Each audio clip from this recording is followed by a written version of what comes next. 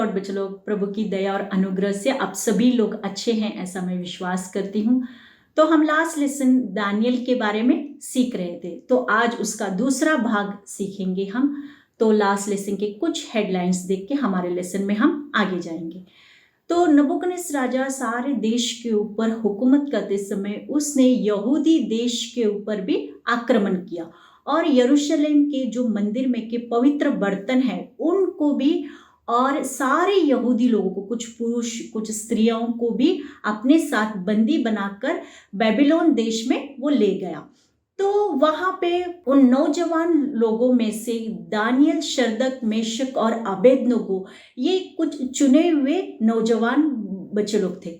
तो इन लोगों को भी राजा जो खाना देता था और जो दाख मधु देता था वो लोग लेने से इनकार किया, और परमेश्वर ने उन लोगों को सब प्रकार की बुद्धि, ज्ञान और प्रवीणता से भर दिया। तो एक दिन नबूकदनेस्सर राजा जो स्वप्न देखा, उस स्वप्न का अर्थ देश के कोई लोग भी बता नहीं सके, पंडित लोग, विद्वान लोग, लेकिन सिर्फ दानियल ही उस स्वप्न का अर्थ और स्वप्न दोनों भी राजा को बताया। राजा बहुत ही प्रसन्न हुआ। उस स्वप्न में उसने क्या देखा, एक बहुत बड़ा मूर्ति जो भिन्न भिन्न प्रकार के धातु से बना हुआ है, तो और एक पत्थर जो बिना किसी सहायता से आके उस मूर्ति के पैर पे लग गया और मूर्ति पूरा चूकना चूर हो गया, और वो छोटा सा पत्थर बहुत बड़ा पहाड़ बन के सारे पृथ्वी में फैल गया। तो इस प्रकार से दानियल ने राजा को स्वप्न और उसका सारा अर्थ बताने के बाद राजा बहुत प्रसन्न होकर अपने देश के ऊपर एक ऊंचा पद उसको दिया। इतना सब कुछ देने के बावजूद भी दानियल अपने जीवन में नम्रता से रहा और सारा महिमा, आदर, गौरव वो परमेश्वर को दिया। तो यहाँ तक हम लास्ट लेसन में देखे थे। तो आज हम दानियल जो 120 देश के अधिकारियों में से एक तीसरा, 3 अधिपतियों में से एक था, और आप बच्चे लोग बहुत सारे योद्धा लोगों के बारे में सुने होंगे ना। तो आज हम ऐसे ही एक प्रार्थना योद्धा दानियल के बारे में इस लेसन में हम सीखने वाले। आइए छोटा सा प्रेयर करके हमारे लेसन में हम आगे जाएंगे। प्रमहान पवित्र परमेश्वर, तेरे नाम की स्तुति करते हैं। परमेश्वर प्रभु, तू दानियल के द्वारा लास्ट क्लास में तू बात किया, इसके लिए तेरा धन्यवाद देते। परमेश्वर आज भी प्रभु इस क्लास को भी तेरे हाथों में सौंपते हुए प्रभु एक एक को समझने के लिए तेरा पवित्र आत्मा सहायता और मदद कर। मुझे भी प्रभु दानियल के विषय में सिखाने के लिए तेरा पवित्र आत्मा सहायता और मदद कर। बोलने के लिए प्रभु तू मुझे शब्द दे। एक एक बच्चे लोग एक मन के साथ, एक चित्त के साथ तेरा वचन सीखने के लिए उन्हें कृपा उंडेल परमेश्वर। हालेलुया। प्रभु तू जो दानियल जो प्रार्थना युद्धशूर है प्रभु, उसके बारे में तू ही हमें सिखा परमेश्वर। अपने आप को और आगे का सारा समय तेरे हाथों में सौंपते हुए यीशु के नाम से मांगते पिता, आमीन। लेसन नंबर 16 दानियल पार्ट 2 है। तो पठन भाग हम देखेंगे। दानियल की किताब 4, 5, 6 अध्याय। Reading portion the book of Daniel chapter 4, 5, 6। तो ये सारे अध्यायों अच्छी तरह से आप पढ़ने से आपको ये दानियल पार्ट 2 अच्छी तरह से समझ में आएगा। तो हमेशा की तरह आज का मेमोरी वर्स हम देखेंगे। दानियल की किताब 6 का 3। जब यह देखा गया कि दानियल में उत्तम आत्मा रहती है, तब उसको उन अध्यक्ष और अधिपतियों से अधिक प्रतिष्ठा मिली। The book of Daniel chapter 6 verse 3। Then this Daniel distinguished himself about the governors and satraps because an excellent spirit was in him, and the king gave through to setting him over the whole realms. इस lesson का मुख्य उद्देश्य कुछ 2 points है। सबसे पहला है, अगर हम परमेश्वर के आत्मा से भरे हुए रहने से तो प्रतिकूल परिस्थिति में परमेश्वर हमें जरूर जय देगा। और नंबर 2 है, हम निरंतर प्रार्थना में जीवन बिताने से तो मनुष्य के सामने और परमेश्वर के सामने, दोनों के सामने परमेश्वर हमें जरूर वफादार ठहराएगा। तो बच्चों लोग, हम लोग लास्ट लेसन में नबूकदनेस्सर राजा का पहला स्वप्न और उसका अर्थ के बारे में हमने देखा था। तो अभी नबूकदनेस्सर राजा बेबीलोन देश में शांति के साथ, प्रफुल्लता के साथ रहने का मतलब प्रजा और राजा दोनों भी शांति से, मतलब कोई युद्ध नहीं है, सब खाने पीने का और सुख समृद्धि के साथ है। ऐसे जीवन बिताते समय एक दिन नबुकदनेस्सर राजा अपने पलंग पर सोते सोते ही उसको एक स्वप्न दिखाई दिया। उस स्वप्न के कारण वो बहुत ही घबराया हुआ, डरा हुआ था। तो दूसरे दिन अपने देश के जो पंडित लोग हैं, ज्ञानवंत लोग हैं, उन लोगों को, ज्योतिष लोगों को बुला के इस स्वप्न के बारे में वो पूछने लगा।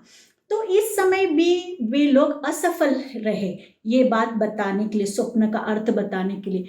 फिर से नबुकदनेस्सर राजा ने दानियल को याद किया और दानियल को अपनी हजूरी में बुलाया और दानियल से कहने लगा, मैं उस रात को अपने पलंग पर सोते सोते ही एक स्वप्न देखा। वो स्वप्न इस प्रकार से है कि पृथ्वी के बीचों बीच एक वृक्ष लगा है और वो वृक्ष धीरे धीरे बढ़ते इतना बड़ा हो गया कि वो आकाश तक वो छूने लगा और उसकी डालियां भी पृथ्वी के छोर तक फैल गई और उसके जो वृक्ष है, उस वृक्ष के जो हरे हरे पत्ते और उसमें बहुत सारे फल लगे हुए हैं और उसकी छाया के नीचे बहुत सारे जीवित प्राणी उसके नीचे आश्रय लेने के लिए उस छांव के नीचे आके वो बैठने लगे और उसकी जो डालियां हैं, उस डालियों में आकाश की पंछियों ने अपना बसेरा किया हुआ है, अपना घर बसाया है।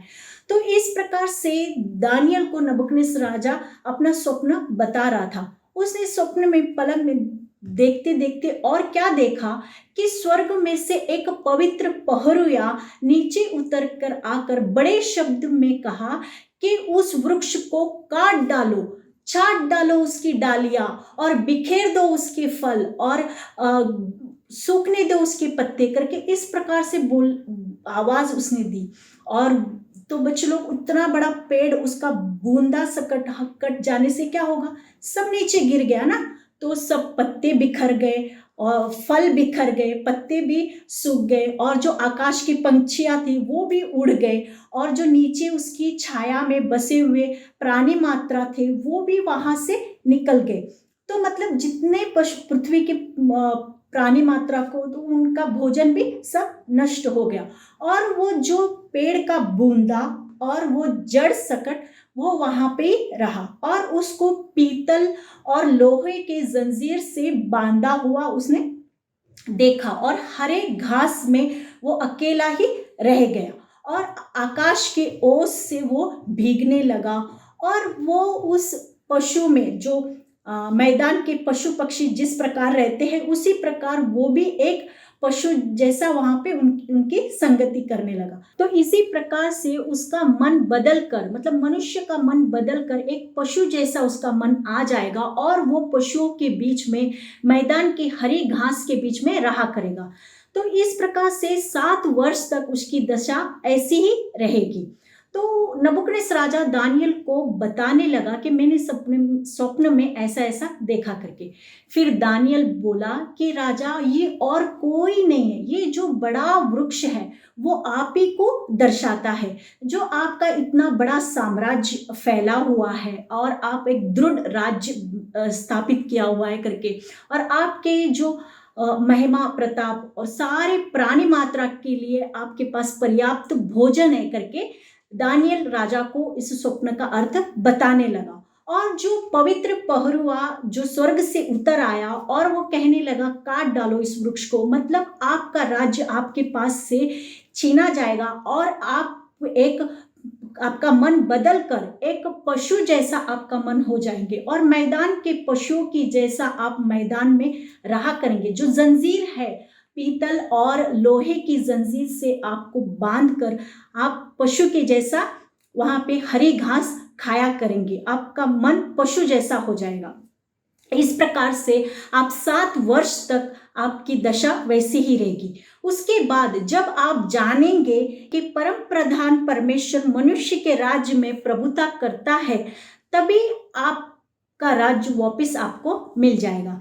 तो इस प्रकार से दानियल ने नबुकदनेस्सर राजा को उस स्वप्न और उसका अर्थ समझाने के बाद ठीक उसी मुताबिक से 12 महीने बीतने के बाद नबुकदनेस्सर राजा के जीवन में उसी प्रकार से सब बातें बीती। उसके बाद नबूकदनेस्सर राजा का जो पुत्र है बेलशस्सर, वो उस राजगद्दी पर वो विराजमान हुआ और अपने देश में समृद्धि के साथ वो रहने के दिनों में एक दिन बेलशस्सर राजा ने अपने देश के जो 1000 प्रधान लोग हैं उन लोगों के लिए और देश के सब लोगों के लिए एक बहुत बड़ा न्योता रखा, मतलब बहुत बड़ा फीस्ट उसने अरेंजमेंट किया था। तो अपने महल में सारा वो प्रोग्राम की तैयारी किया। तो सारे लोग उस न्योता के लिए बुलाए गए। उस दिन उस रात को बेलशस्सर राजा ने सब लोगों के सामने उसने दाख मधु पीते पीते समय उसने कहा कि जो यरूशलेम से पवित्र मंदिर के जो बर्तन है उसके पिताजी नबूकदनेस्सर राजा ने लेकर आए, उस बर्तनों को लाने के लिए आज्ञा दिया। तो वो जो बर्तन है आप लोगों को बच्चों लोग मालूम है कि वो परमेश्वर के पवित्र मंदिर में के निवास स्थान के जो बर्तन है वो सिर्फ परमेश्वर के मंदिर के काम के लिए इस्तेमाल करते हैं और बाकी किसी भी चीज के लिए इस्तेमाल नहीं करते हैं। लेकिन अभी यहाँ पे बेलशस्सर राजा ने उन बर्तनों को मंगवाया और उन बर्तनों में दाख मधु डाल के अपने 1000 प्रधान लोगों को, रखेलियों को और रानियों को वो इस्तेमाल करने के लिए दिया। तो इस प्रकार से वो सोने चांदी के बर्तन में दाख मधु पीते पीते बेलशस्सर राजा ने और बोलने लगा, अपने बनाए हुए जो मूर्ति है, जो काठ, सोने, पत्थर और लकड़ी की जो मूर्ति है उनकी स्तुति और प्रशंसा करने लगा।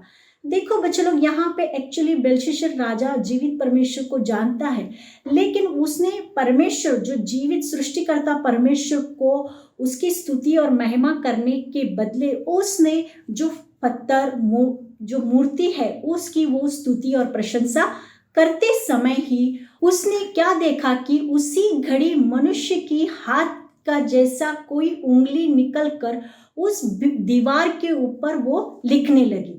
तो बच्चे लोग यहाँ पे मतलब वो दीवार पे कुछ तो लिखने लगे, लेकिन वहां के लोग और राजा ने देखकर बहुत ही भयभीत हो गए और राजा का मन बहुत ही कांप उठा कि क्या बात है, कोई मनुष्य तो नहीं है लिखने के लिए, लेकिन वहां पे लिखा हुआ दीवार के ऊपर दिख रहा है।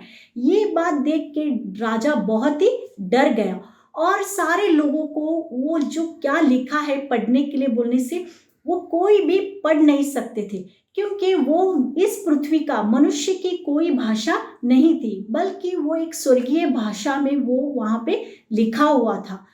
तो ये वहाँ के जो प्रधान लोग और राजा भी बहुत परेशान स्थिति में देखकर रानी को तुरंत याद आया कि नबूकदनेस्सर राजा के दिनों में दानियल राजा का स्वप्न का अर्थ बताने वाला उसमें परमेश्वर की आत्मा, ईश्वर की आत्मा रहती है करके, तो वही इसका अर्थ बताएगा करके राजा को ये स्मरण याद दिलाया। तब तुरंत राजा ने दानियल को बुलाने की आज्ञा दी।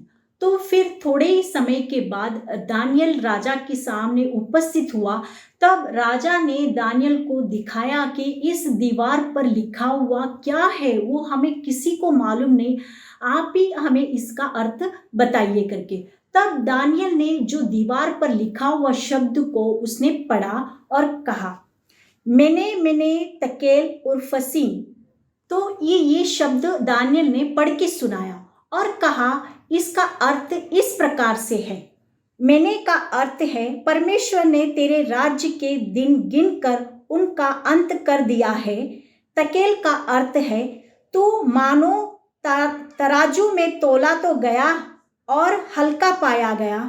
उर्फसीन का अर्थ है तेरा राज्य बांटकर मादियों और फारसियों को दिया जाएगा। इस प्रकार से दानियल वहां से चले जाने के बाद वे सारे लोग उस भोज में मग्न रहते समय उसी दिन उसी रात को मादी और फारसी देश का जो राजा दारा है उसने बेबीलोन देश के ऊपर आक्रमण करके सारे देश को अपने कब्जे में कर लिया और बेलशस्सर राजा को भी उसी रात को उसने घात किया।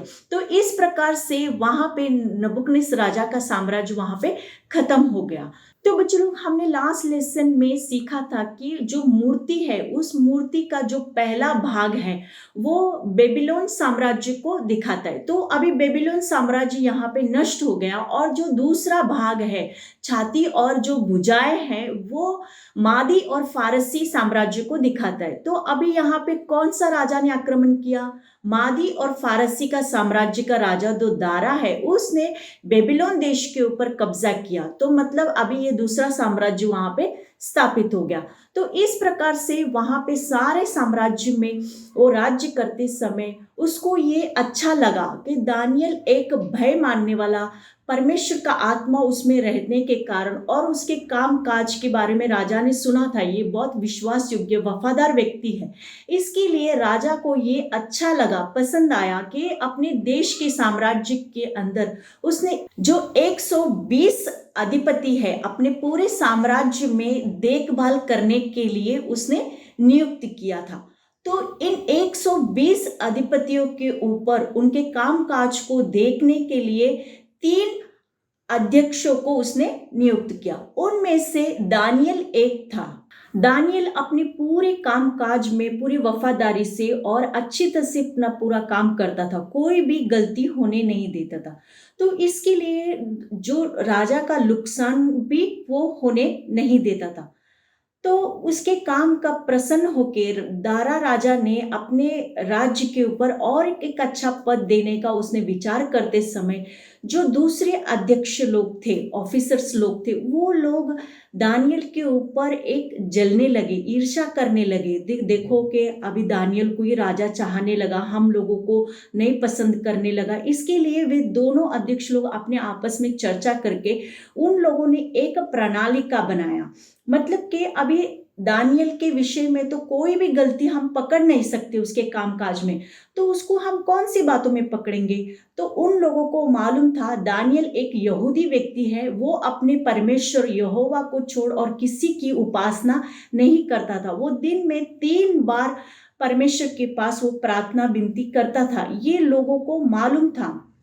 तो उस विषय में ही हम दानियल को दोषी ठहरा सकते हैं करके ये 2 ऑफिसर लोगों, अध्यक्ष लोगों ने आपस में चर्चा करके प्लान, एक योजना प्रणाली का बनाया और राजा के पास जाके उन लोगों ने कहा कि देखो राजा, कि आपके देश में कोई तो विद्रोही है, तो आप एक ऐसा प्रमाण पत्र निकालो, आज्ञा पत्र निकालो कि तो जो कोई सिर्फ ये 30 दिन आप ही को, राजा को ही सब लोग नमन करना, प्रार्थना करना, बाकी कोई देवता, कोई भी देवता या मनुष्य की वो लोग उपासना नहीं करना चाहिए, मतलब विनती नहीं करना चाहिए। ऐसे आज्ञा तोड़ने वाले लोगों को सिंह की माद में डाल दिया जाएगा। ऐसे राजा को समझा बुझा के आज्ञा पत्र के ऊपर उसने हस्ताक्षर करके ले लिया। मतलब उस जमाने में जो कोई गलती करने से, एक बार राजा ने मादी और फारसी की सख्त आज्ञा, कानून में ये व्यवस्था था कि एक बार राजा ने हस्ताक्षर किया तो उसको, उस व्यवस्था को कोई भी बदल नहीं सकता। तो राजा ने एक बार अपना हस्ताक्षर देने के बाद वे लोगों ने सारे देश में, मतलब पूरे राज्य में उन लोग ऐलान किया कि 30 दिन तक सिर्फ राजा को छोड़ और किसी ही मनुष्य और देवता की वे लोग उपासना विनती नहीं करना चाहिए। ये बात दानियल को पता चलने के बाद भी दानियल ने उन लोगों से डरा नहीं, घबराया नहीं। वो हमेशा की तरह अपने घर में जाके, कोठड़ी में जाके, जो उसकी खिड़की है घर के, वो यरूशलेम की ओर उसने खुला करके घुटने टेक कर यहोवा परमेश्वर के पास उसने गिड़गिड़ाते हमेशा की तरह वो प्रार्थना करते रहा, उसको परमेश्वर को धन्यवाद देते रहा।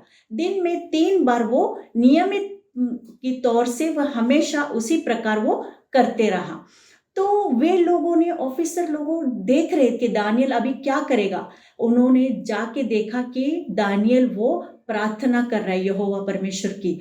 तो उन लोगों ने तुरंत जल्दीबाजी जाके राजा के पास जाके राजा को स्मरण दिलाया, राजा देखो आपके राज्य में आपने ऐसा आज्ञा पत्र निकाला कि कोई भी 30 दिन तक मुझे छोड़ किसी को भी प्रार्थना उपासना नहीं करना। लेकिन दानियल जो यहूदी देश का है, उसने तो आपकी आज्ञा का उल्लंघन किया है, उसने आपकी आज्ञा का पालन किया नहीं है। वो यहोवा परमेश्वर की दिन में 3 बार प्रार्थना करते रहता है। तो इस प्रकार से वे लोगों ने राजा के पास उसकी शिकायत कंप्लेंट की। राजा ने उसके बारे में विचार करते हुए बहुत दुखी हुआ, क्योंकि राजा को मालूम था, दारा राजा को मालूम था ये दानियल एक विश्वास योग्य है, वो अपने परमेश्वर से प्यार करने वाला है। लेकिन अभी तो मैंने आज्ञा पत्र निकाला, अभी मैं कैसे बचाऊं दानियल को? इसके लिए वो बहुत प्रयत्न किया, दिन भर उसने अपने प्रयत्न कोशिश किया, लेकिन फिर भी वो कुछ कर नहीं सका। जो 2 ऑफिसर लोग, अध्यक्ष लोगों बार बार आके कहने लगे कि वो दानियल भी नहीं रुक रहे, दानियल वैसे ही कर रहे। तो फिर राजा ने बहुत मजबूरन ऐसी आज्ञा दिया कि दानियल को सिंह की माद में डाल दिया जाए। और फिर राजा ने दानियल से कहने लगा कि तू जिस परमेश्वर की तू उपासना प्रार्थना करते है वो ही तुझे बचाएगा करके। तो फिर दानियल को सिंह की माद में डालने के बाद और उधर उन लोग उस गड्ढे के पास एक पत्थर रख देते। उस पत्थर पे राजा की अंगूठी का मोहर लगाने से मतलब फिर उस गड्ढे को के ढकने को कोई भी खोल नहीं सकता है, मतलब वो पूरा सील हो जाता है। तो इस प्रकार से वहां पे दानियल को उस सिंह की माद में डाल दिया। और राजा वहां से चले जाने के बाद राजा रात भर उसने कुछ भोजन भी नहीं किया, बहुत उदास होके सोया भी नहीं, और सिर्फ दानियल के बारे में ही वो चिंता करने लगा, दानियल के बारे में ही विचार करने लगा। दूसरे दिन भोर होते ही वो फुर्ती करके उस गड्ढे के पास आके उसने शोक भरी आवाज से वो कहने लगा, हे दानियल, जीवित परमेश्वर के दास, क्या तेरा परमेश्वर जिसकी तू नित्य उपासना करता है तुझे सिंह से बचा सका है? ऐसे करके राजा दानियल को एक प्रश्न वहां पे पूछता है। तो दानियल उस गड्ढे में से किस प्रकार आवाज देता है वो हम देखेंगे। तब दानियल ने राजा से कहा, हे राजा, तू युग युग जीवित रहे। मेरा परमेश्वर ने अपने दूत भेजकर सिंह के मुंह को ऐसा बंद कर रखा कि उन्होंने मेरी कुछ भी हानि नहीं की, और तेरे सम्मुख मैं निर्दोष पाया। और हे राजा, तेरे सम्मुख भी मैं कोई भी भूल नहीं हुई। मतलब मनुष्य के सामने और परमेश्वर के सामने भी दानियल वहां पे क्या हो गया? निर्दोष हो गया। फिर राजा ने तुरंत सिपाहियों को आज्ञा दिया और दानियल को उस गड्ढे से बाहर निकाला।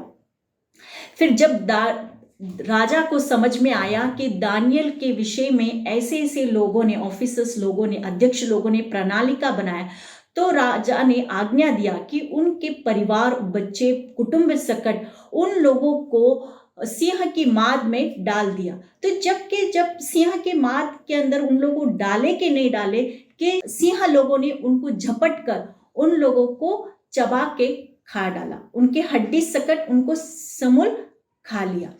तो देखा ना बच्चों लोग कि एक दानियल जो परमेश्वर का दास था, वो नित्य प्रार्थना करने वाला, परमेश्वर ने उसको बचाया। लेकिन जो दूसरे लोग थे उनके विषय में जो चुगली खाने, उन लोग वहां पे डालते ही उनको सिंह लोगों ने फाड़ डाला। आप लोगों को बच्चों लोग मालूम है कि एक योद्धा बोलने से, एक युद्ध शूर बोलने से उसके पास क्या रहता है? हमेशा उसके पास हथियार रहते हैं। तो लेकिन यहाँ पे दानियल के पास ऐसा कोई दिखने वाला कोई भी हथियार नहीं है, लेकिन फिर भी उसको एक प्रार्थना योद्धा करके बोला जाता है। तो मतलब दानियल एक प्रेयर वॉरियर करके भी बोला जाता है। तो इस बात से हमें समझ में आता है कि दानियल का जो प्रार्थना है वो दिन में 3 बार लगातार प्रार्थना करने की वजह से ही परमेश्वर ने उसको सिंह की माद से बचाया। संकट में पड़ने के वक्त उसने प्रार्थना नहीं किया, बल्कि उसका जब वो बेबीलोन देश में आया तब से ही वो उसका एक आदत ही था वो प्रार्थना में जीवन बिताने वाला। तो कोई भी जीवन में समस्या और संकट आने से भी वो प्रार्थना अपना छोड़ा नहीं, वो यहोवा परमेश्वर की ही प्रार्थना उपासना दिन में 3 बार वो किया करता था। तो बच्चों अभी हम देखेंगे दानियल ये सब नबियों से एक बड़ा नबी है, तो उसने कौन कौन सी भविष्यवाणी की है। सबसे पहला है, दानियल ने नबूकदनेस्सर राजा का स्वप्न का अर्थ वर्णन करते बताया कि सारे पृथ्वी के राज्य नाश हो जाएंगे और यीशु मसीह अपना राज्य स्वयं खुद स्थापित करेगा।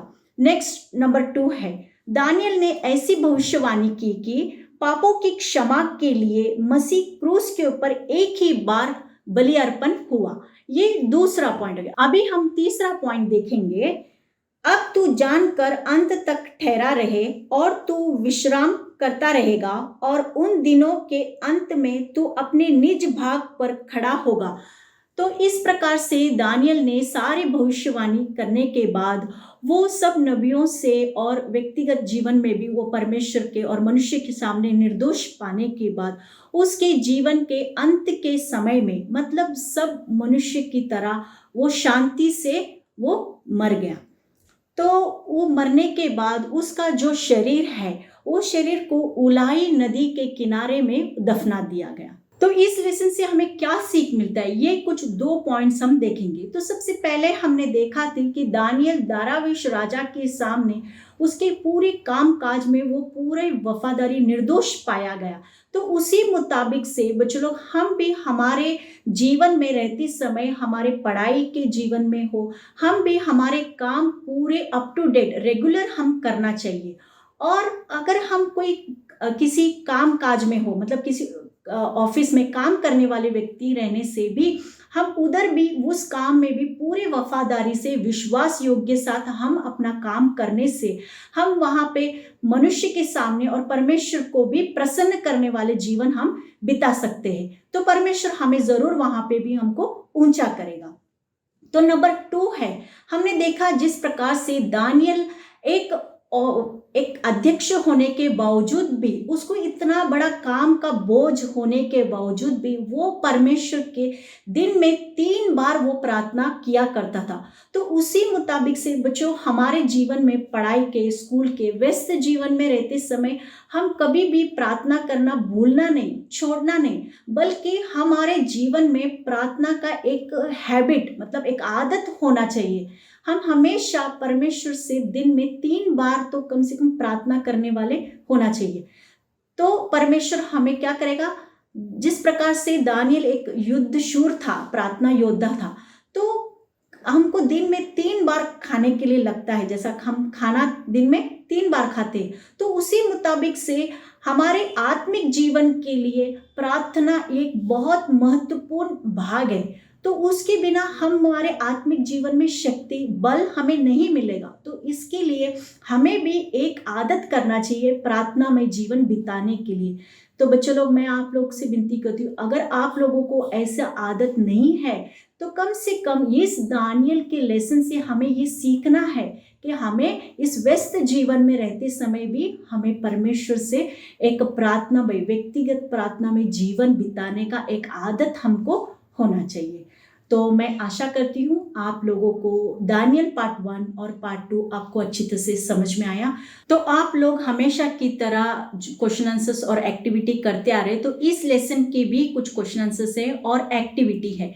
तो वो एक्टिविटी इस प्रकार से है कि आप लोगों को जो बेलशस्सर राजा के समय में उस रात को उस दीवार के ऊपर जो लिखा हुआ शब्द है, मेने तकेल उर्फसीन, तो उसका अर्थ आपको लिखना है। आपको एक चार्ट पेपर पे उसका अर्थ आपको लिखना है और आपके नोटबुक में वो रखना है। तो इस प्रकार से आपका वो एक्टिविटी भी हो जाएगा। तो आइए छोटा सा प्रेयर करके हमारे लेसन को हम समाप्त करेंगे। प्रभु महान पवित्र परमेश्वर, तेरे नाम की स्तुति धन्यवाद करते हैं परमेश्वर। प्रभु, कोई भी योग्यता न रहते समय भी परमेश्वर प्रभु तेरी महान दया और कृपा से परमेश्वर प्रभु ये लेसन सिखाने के लिए तू मुझे कृपा दिया परमेश्वर। प्रभु, बच्चों लोग को भी समझने के लिए जो कृपा दिया, इसके लिए मैं तेरा धन्यवाद देती हूँ परमेश्वर।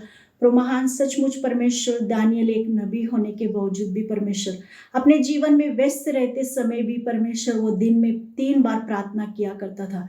उसका व्यक्तिगत तेरे साथ का संगति था। तो उसी मुताबिक से प्रभु इस लेसन के द्वारा प्रभु हमें भी परमेश्वर एक व्यक्तिगत जीवन में तेरे साथ का एक संगति, प्रार्थना में जीवन बिताने वाला तू मन तू दे परमेश्वर। प्रभु महान, मनुष्य के सामने और तेरे सामने भी वफादार हर एक कामों में विश्वास योग्य रहने के लिए और इस पृथ्वी में रहते समय तेरा नाम ऊंचा करने के लिए तू मुझे और बच्चों को भी तू कृपा दे। इसके लिए तेरा धन्यवाद देते हैं। प्रमाण सारा महिमा गौरव आदर तुझे देते हुए यीशु के नाम से मांगते पिता, सुन और कबूल कर। आमीन।